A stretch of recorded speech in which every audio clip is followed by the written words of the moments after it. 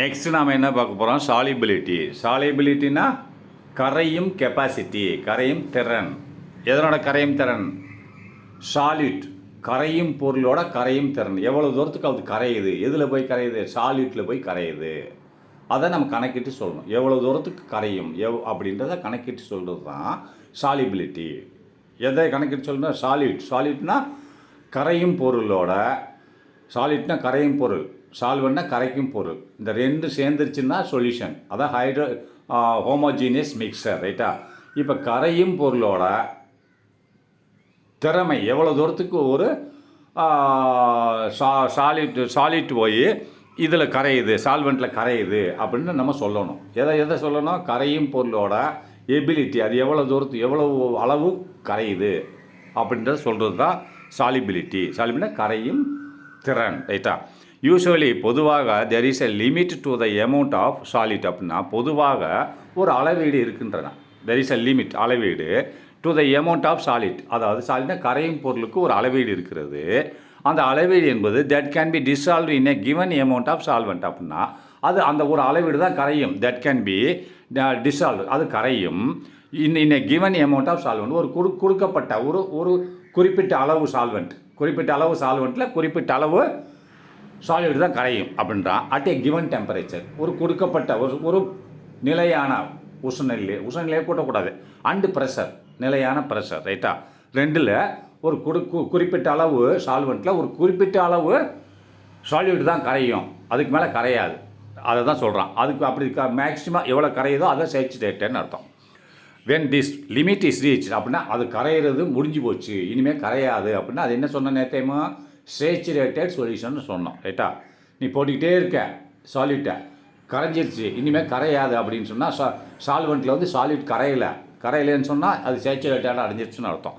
அதுக்கு பேர் தான் அது எவ்வளோ போட்டையோ அதுக்கு பேர் தான் சாலிபிலிட்டி ஆஃப் த சாலிட். அப்படின்னா இப்போ உப்புக்கு சாலிபிலிட்டி ஆஃப் த சாலிட் எவ்வளோன்னு கேட்டால் 36 கிராம் அப்படின்னு போடணும். புரியுதா?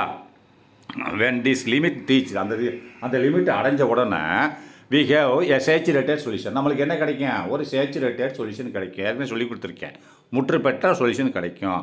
அண்டு எனி எக்ஸஸ் solid, நீ அதுக்கு மேலே ஏதாவது போட்டேன்னு சொன்னால், சாலிட் போட்டேன்னு சொன்னால், excess solid that is added, சேர்த்தால் என்ன செய்யும்?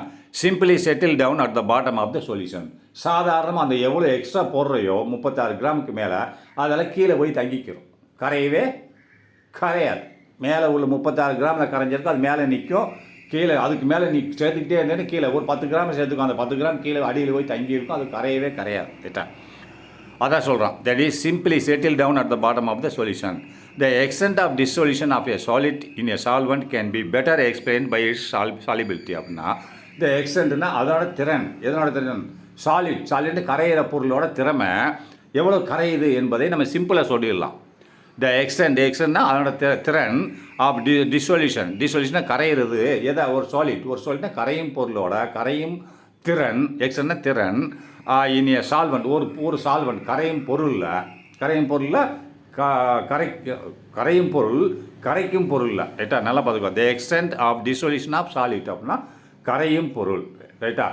சாலிட்னா கரையிற பொருள் எவ்வளோ கரையுது, மேக்ஸிமம் எவ்வளோ கரையுது. எக்ஸ்டென்ட்னா மேக்ஸிமம் எவ்வளோ கரையுது. இனி சால்வெண்ட் எதில்? கரைக்கும் பொருளில் ஒரு கரையும் பொருள் எவ்வளோ கரையுது என்பது can be better explained by its solubility. அதோட சாலிபிலிட்டி வச்சு நம்ம சொல்லிடலாம். சாலிபிலிட்டி உப்புக்கு எவ்வளோ? 36 கிராம். அப்போ 36 கிராம் தான் கரையும். அப்போ அதோட சாலிபிலிட்டி என்னன்னு சொல்லி நம்ம சொல்லிடலாம், சாலிபிலிட்டி வச்சு சொல்லிடலாம். அதனால் திறன் எவ்வளோ இருக்குது கரையும்ன்றது. அப்புறம் solubility is a measure of how much of solid can be dissolve in a specified amount of solvent. அப்படின்னா சாலிபிலிட்டி இஸ் எ மெஷர், ஒரு அளவீடு. சாலிபிலிட்டி என்பது ஒரு அளவீடு. என்ன மாதிரி அளவீடு? Of how much, how much of solid, எவ்வளோ சாலிட் கரையும் பொருள் கேன் பி டிசால்வ் கரையுது. எதில்?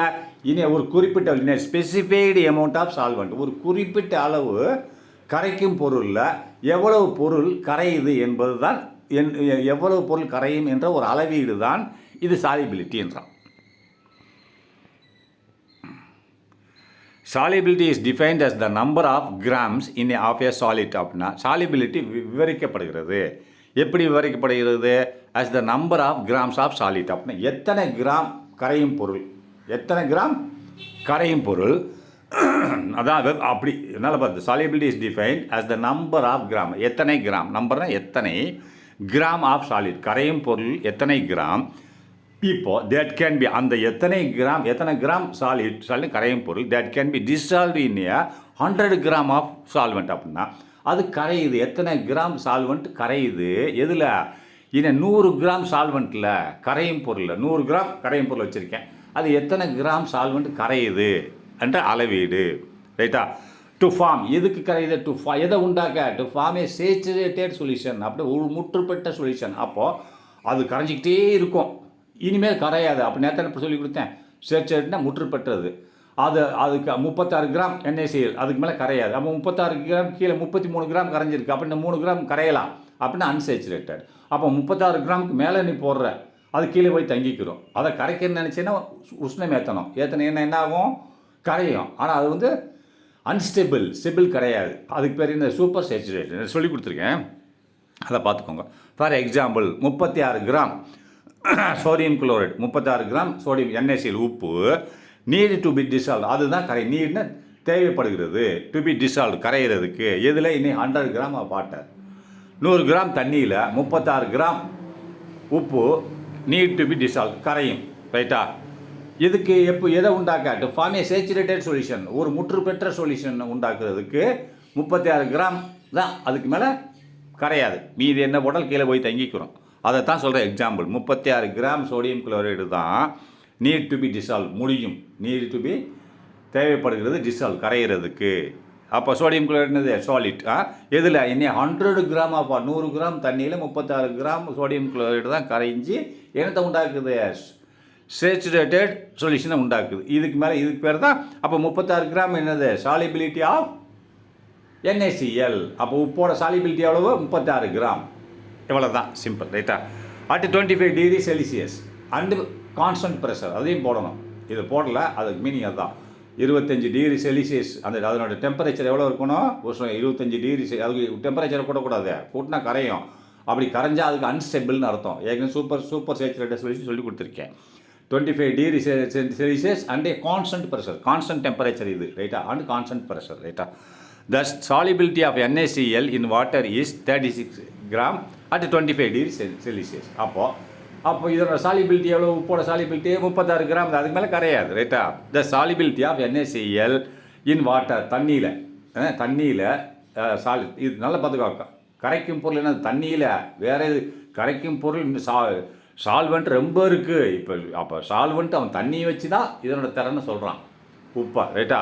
அப்போ NaCl, solubility of NaCl, solubility of sodium chloride எவ்வளவு, தண்ணியில்.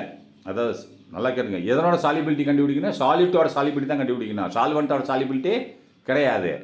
அப்போது சாலிட்டாக கரையும் பொருளோட சாலிபிலிட்டி எவ்வளவு, NaCl எவ்வளவு, தண்ணியில் எவ்வளோ கரையுது, 36 கிராம் தான் கரையுது. At a constant temperature of 25 Celsius degree Celsius.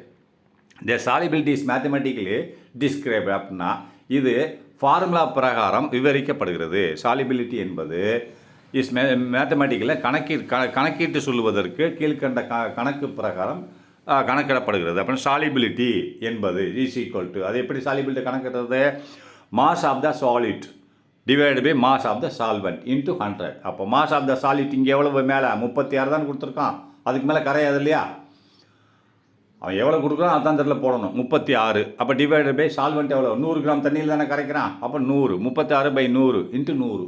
அப்போ அந்த 100 அடிவிட்டு போயிடும், மீதி எவ்வளோக்கு 36 கிராம். அப்போ mass of the NaCl, solubility of the NaCl எவ்வளோ, உப்பு 36 கிராம். ரைட்டா? அதுக்கு மேலே சாலிபிலிட்டின்றது இவ்வளோ தான். மேக்ஸிமம் எவ்வளோ கரையுமோ அதுக்கு, அந்த மேக்ஸிமம் கரையுதில்ல அந்த கிராம், அந்த அளவீடுக்கு தான் சாலிபிலிட்டிம்பாங்க. ஒரு பொருள் மேக்ஸிமம் 100 கிராம் தண்ணியில் மேக்ஸிமம் எவ்வளோ கிராம் கரையுதோ, அதுக்கு மேலே கரையாதோ, மேக்ஸிமம் கரையக்கூடிய இடம்தான் லெவல். அது எத்தனை கிராம் கரையுதோ மேக்ஸிமம் அந்த கிராமு தான் சாலிபிலிட்டிம்பா. Solubility of more common substances in water. அப்போ இந்த பல பொருட்கள் சாலிபிலிட்டி, அதாவது கரையும் திறன், solubility of some common substances, சில பொருட்களோட கரையும் திறன் எவ்வளவுன்னு பார்ப்போம். ஆனால் இன் வாட்டர் தண்ணியில் சில பொருட்களோட கரையும் திறன் எவ்வளவு அடுத்து 25°C போடணும். அடுத்து நேச்சர் ஆஃப் சாலிட். அப்போ இந்த கரையும் பொருளோட தன்மை என்ன, கரையும் பொருளோட பேர் என்ன, நேம் ஆஃப் த சாலிட், கரையும் பொருளோட பேர் என்ன. அப்போ கால்சியம் கார்பனேட் அப்படின்னா அதோட ஃபார்முலா CaCO3 ரைட்டா. அப்போ CaCO3 கால்சியம் கார்பனேட். அது அதுக்கடுத்து எவ்வளோ போட்டுருக்காங்க, சாலிபிலிட்டி கிராம் போட்டு ஜி போட்டு ஸ்லாஷ் போட்டு 100 கிராம் வாட்டர் அப்படின்னா சாலிபிலிட்டி இங்கே கிராமில் சொல்லப்பட்டுள்ளது, கீழே கிராமில் சொல்லப்பட்டுன்னு அர்த்தம். சாலிபிலிட்டி கிராம் அப்படின்னா இப்போ இது எவ்வளோ கரையும், எத்தனை கிராமுக்கு, எதில் கரையுது, 100 கிராம் ஆஃப் வாட்டர், 100 கிராம் தண்ணி தான். இப்போ 200 கிராம் தண்ணின்னு டபுளிங் ஆயிரும். அக்கா தண்ணி 200 கிராம் ஆக்கிட்டேன். அப்போ 100 கிராமில் 36 கிராம் NaCl கரையும். அப்போ 200 கிராமில் 72 கிராம் கரையும். புரிஞ்சுக்கோ, அதை புரிஞ்சுக்கணும். இப்போது சாலிபிலிட்டி இன் கிராம், சாலிபிலிட்டி எதில் சொல்லப்படுகிறது, கிராமில் சொல்லப்படுது. கீழே உள்ள கிராம்னு அர்த்தம், கீழே சொல்லியிருக்காங்க இந்த அளவீடுகள் இதெல்லாம் கிராம்னு அர்த்தம். பிறகு ஸ்லாஷ் போட்டிருக்காங்கன்னா அது எதில் கிராம், எதனோட கிராம்னா 100 கிராம் ஆஃப் வாட்டரில் இவ்வளோ கிராம் ஆஃப் சாலிட் கரையுதுன்னு அர்த்தம். அதான் அப்படி ஸ்லாஷ் போட்டு 100 கிராம் வாட்டர்னு போட்டணும். இப்போது கால்சியம் கார்பனேட் ஃபார்முலா CaCO3 எத்தனை கிராம் கரையுது, 0.0013 கிராம். அப்படி ரொம்ப கம்மி, கண்ணுக்கு தெரியாத அளவுக்கு தான் கரையும். அதுக்கு மேலே போட்டால் கரையாது. இதை 0.0014 போட்ட கரையவே கரையாது. புரியுதா, நல்லா பார்த்து இது மேக்ஸிமம் இவ்வளோ தான் கரையும்.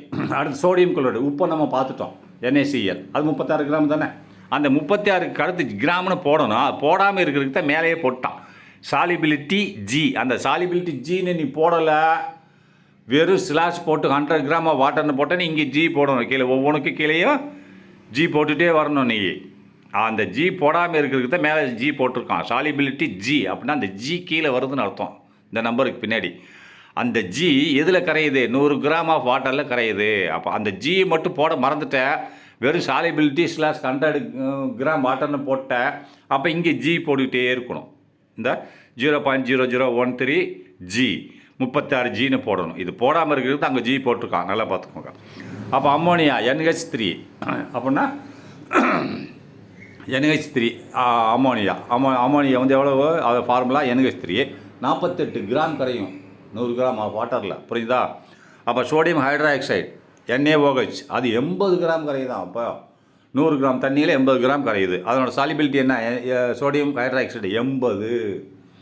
அதேமாதிரி அம்மோனியா சாலிபிலிட்டி என்னது 48. அப்போ 48 கிராம் கரையுதுன்னு அர்த்தம். சோடியம் குளோரைடு எவ்வளோ 36. கால்சியம் கார்பனேட் 0.0013 அர்த்தம். அடுத்து குளுக்கோஸ்க்கு CH1 சொல்லுவாங்க. இங்கிட்ட ஒரு 6, அங்கிட்ட ஒரு 6, நடுவில் 12 போட்டது போதும். 6 6 12 அப்படிதான் ஃபார்முலா அப்படி தான் மனப்பாடம் பண்ணிக்கணும். CHO குளுக்கோஸ் அப்படின்னா சிக்கு 6, கடைசியில் ஒரு 6, நடுவில் ஒரு 12, H 12. அப்போ சி கார்பன் 6 ஆட்டம் இருக்குது, ஹைட்ரஜன் 12 ஆட்டம் இருக்குது, ஆக்சிஜன் 6 ஆட்டம் இருக்குன்னு. இது 91 கிராம் கரையுமா, அடேங்கப்பா. 100 கிராம் தண்ணியில் 91 கிராம் கரையும். சோடியம் புரோமைட் இது NaBr அப்படின்னு 95 கிராம் கரையும், ரைட்டா. அப்போ சோடியம் அயோடைடு அப்போ NaI இது 184 கிராம். தண்ணியோட இன்னும் 1.25 மடங்கு உள்ளே போடணும், போட்டால் கரைஞ்சிருமா. 185 போட்டுட்டேன், அந்த 1 கிராம் கரையாது. புரியுதா. இதோட நீ படிக்கோங்க, நெக்ஸ்ட் இதில் பார்க்கலாம்.